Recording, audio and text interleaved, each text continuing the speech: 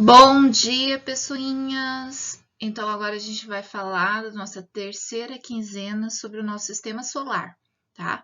O sistema solar é formado pelo Sol e pelos planetas que giram ao redor dele, além de outros corpos celestes, que são menores, como os planetas anões, as luas e os asteroides.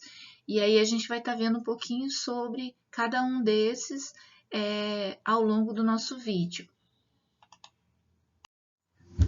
Por causa dos movimentos da Terra, a gente fala que as constelações, quando observadas aqui do nosso planeta, elas parecem mudar de posição.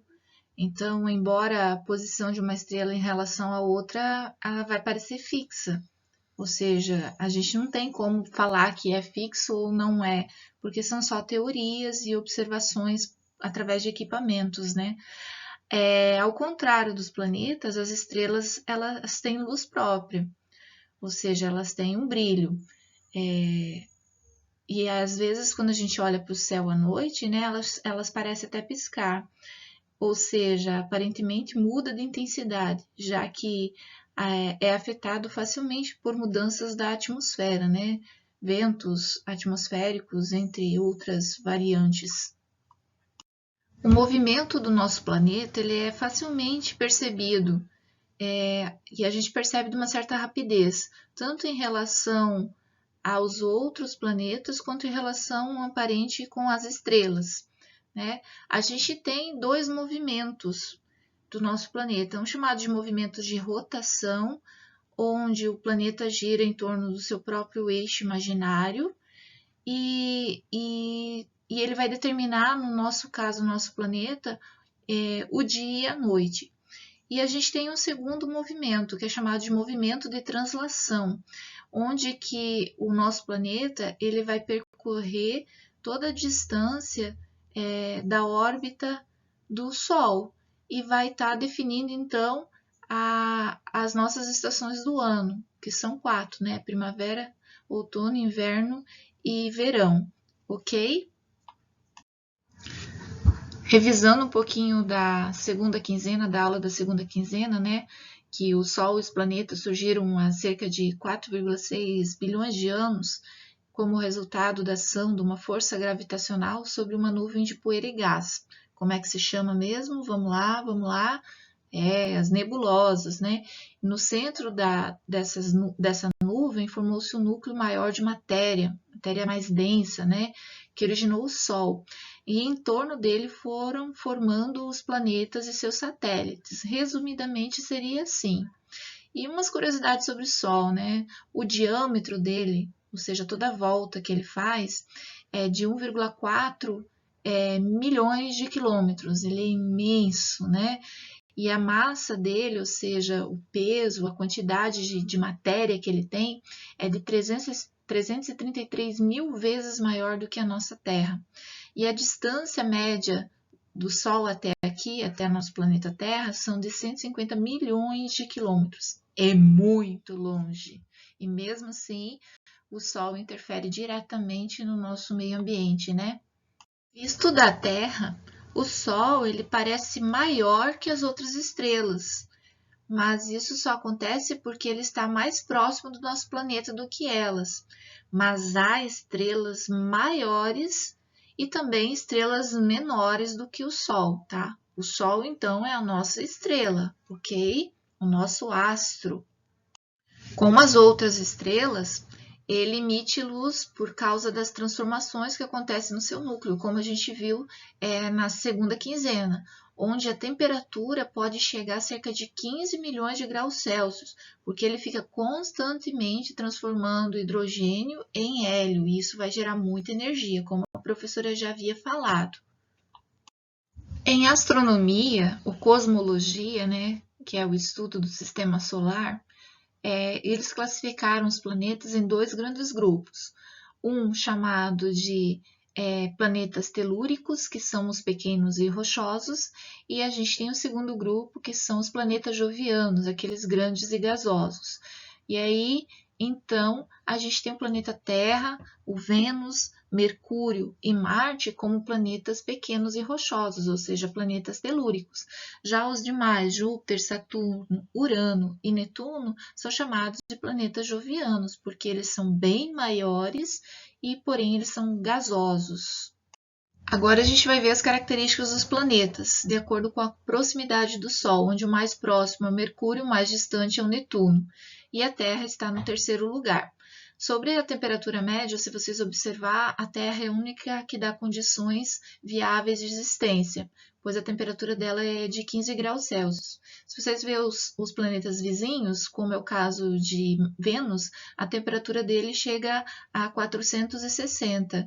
Então, ele é um planeta mais quente do sistema solar e ele é quente por causa do efeito estufa.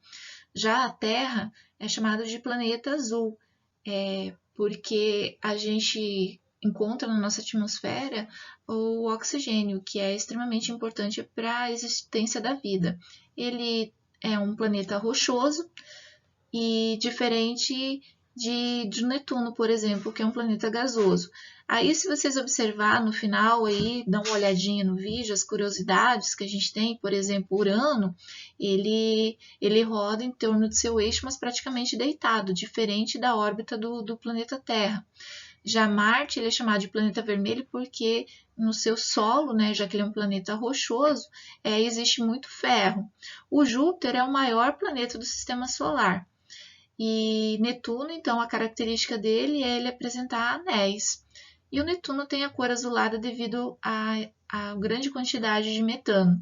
Se vocês observarem, nós não temos aí o planeta Plutão, porque ele foi rebaixado a planeta anão, tá bom? Então, ele não faz mais parte do sistema solar, dos nossos planetas do sistema solar. Depois de muitos estudos e observações e com a evolução dos equipamentos, né, de observação do sistema solar, observou-se que o Plutão ele era bem menor do que se pensava e ele parecia com outros corpos celestes que não eram classificados como planetas.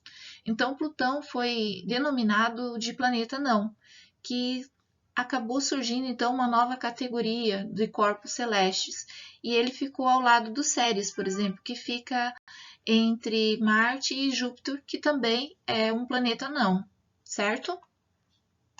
Além dos planetas e das estrelas, a gente também tem outros corpos no sistema solar, como os asteroides, que são grandes pedaços de rochas de formato irregular que se formaram durante a origem do sistema solar, há cerca de 4,6 bilhões de anos atrás.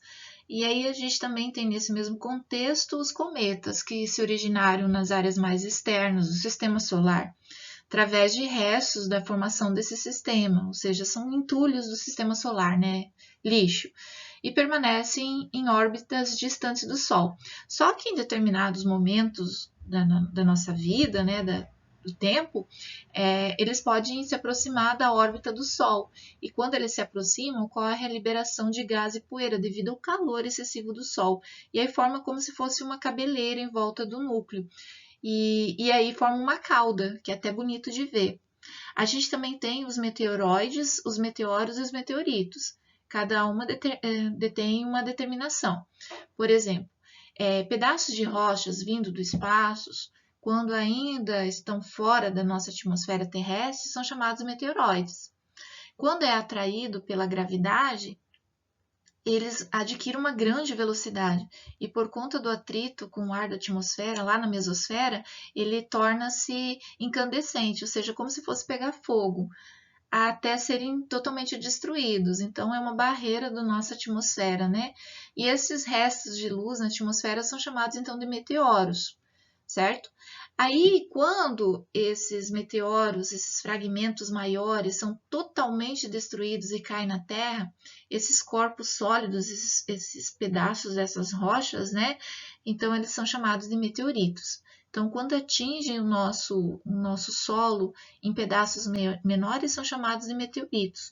Quando está lá na mesosfera e ele acaba ficando como se fosse uma bola de fogo, a gente chama de meteoros. E quando está lá no espaço, na atmosfera, antes de entrar na nossa na nossa atmosfera mesmo, a gente chama de meteoroides. Que bom que você assistiu o vídeo até aqui. Me deixou muito feliz. Agora, bons estudos e até mais. Beijinhos!